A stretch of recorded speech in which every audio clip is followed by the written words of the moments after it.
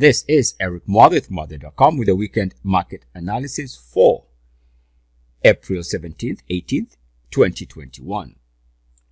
In this weekend's market analysis, we're going to be taking a look at the cryptos. We'll take a look at BTC in relationship to where it's trading with the other major cryptos, Ethereum and Litecoin. We'll take a look at US markets, take a look at commodities, gold, and other commodities related instruments.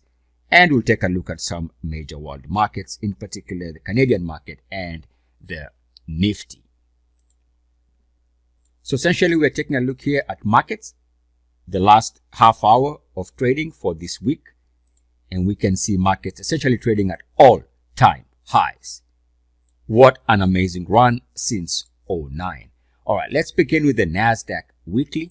And the NASDAQ now is approaching its current all-time weekly closing high. That becomes the next level to watch to see whether the market has enough momentum, enough juice, and the intention to take out the recent all-time weekly closing high for the NASDAQ. That's 14095.47. So this is all the way from the week of February, which is this closing high right there. So the NASDAQ needs to take out this number so it can advance beyond current price levels. And let's say if the NASDAQ is unable to do that and it starts stalling, then maybe we can start looking at other chart characteristics to see whether the market is starting to show signs of getting tired and due for a rest.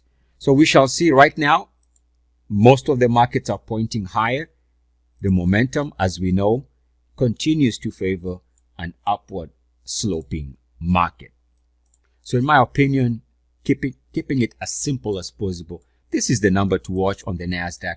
Above this number is what the bulls want to see, and stalling around this number is what the bears would want to see to show that the market is failing to break out and could be due for a pullback.